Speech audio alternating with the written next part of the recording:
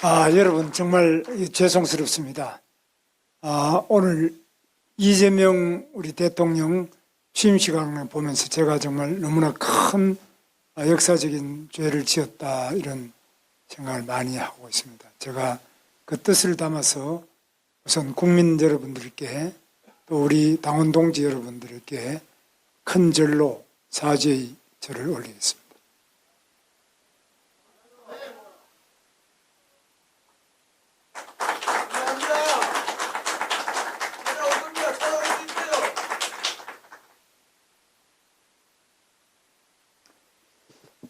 저는 이번에 이 선거를 하면서 그리고 정말 국민들이 대부분이 원하지 않던 이재명 대통령이 오늘 취임을 하게 되는 과정을 보면서 역사는 이렇게 가는구나 생각하고 제가 왜 이렇게 되었을까를 깊이 생각을 해봤습니다.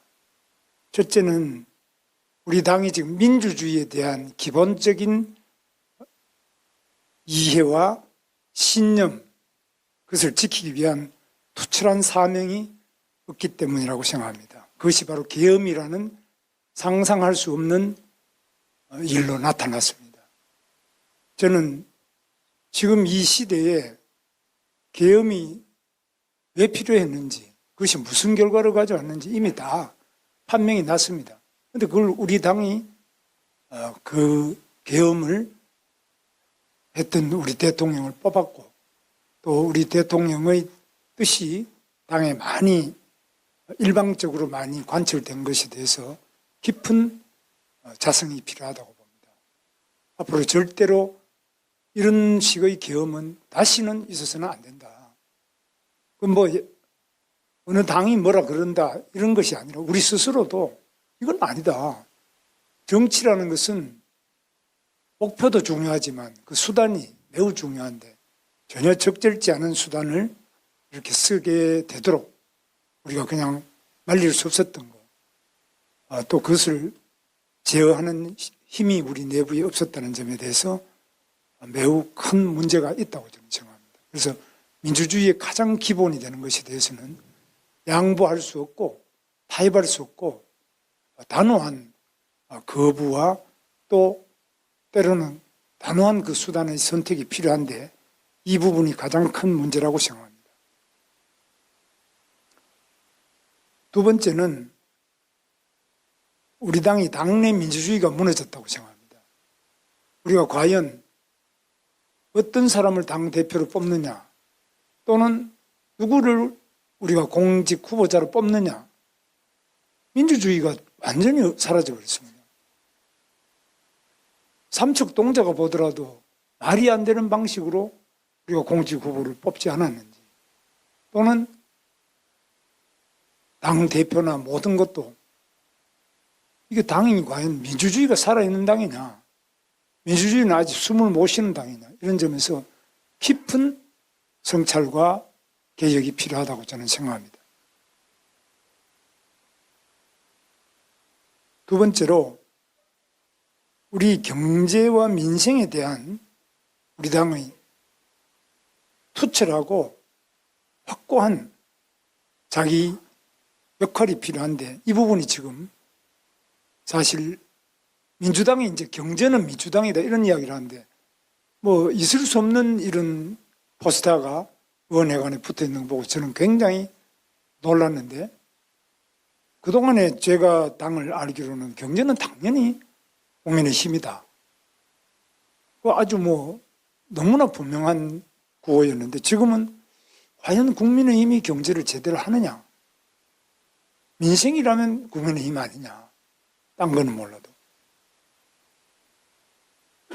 이런 점에서 우리 당 자체가 세계 경제의 그 흐름과 또 국내 경제의 구조적인 발전 전략에 대해서 확고한 비전을 가지고 확고한 전략을 가지고 경제 정책을 밀고 나가는 그런 당이냐 또 그것이 국민들에게 믿음을 주고 경제가 위기면 당연히 국민의힘을 뽑아야지. 국민의힘에는 경제 전문가가 있지.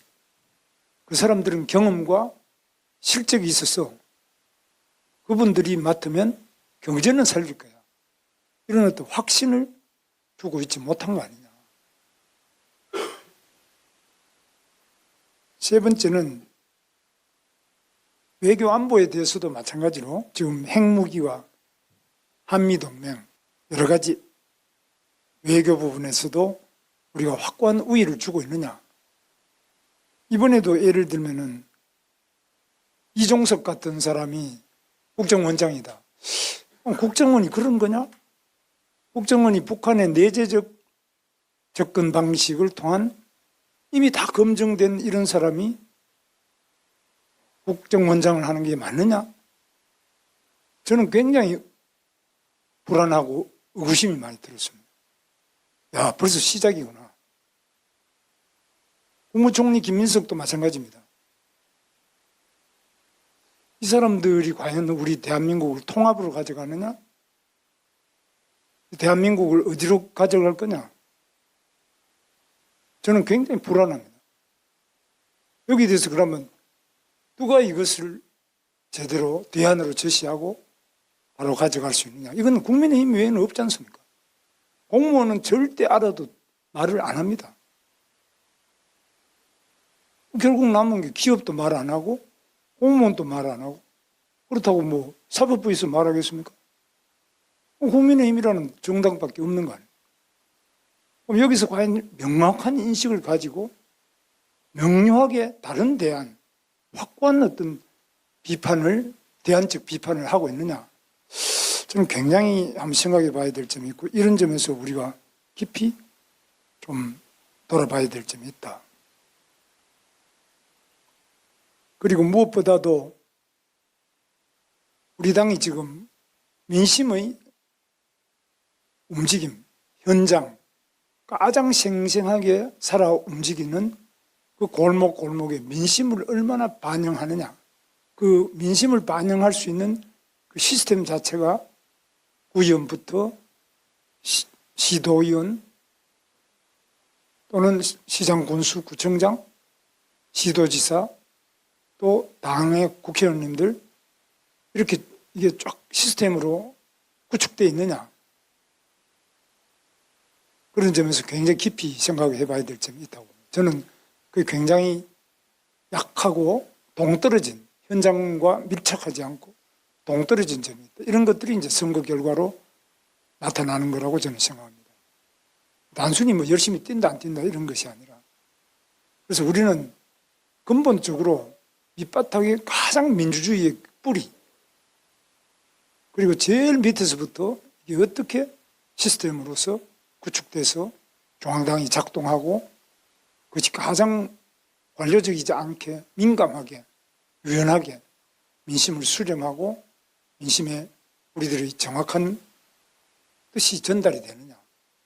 이런 것들에서 아까 이제 모든 우리 김영투 비대위원장님과 주요한 아까 발언자들 말씀하신 거하고 저는 같은 맥락인데 그래서 우리끼리 지금 또 이제 다투는 것도 어느 정도 다투고 어느 정도까지는 다투지 않아야 되겠느냐 이런 부분도 좀 어떤 룰 자체가 확립이 안 돼 있다고 저는 생각합니다.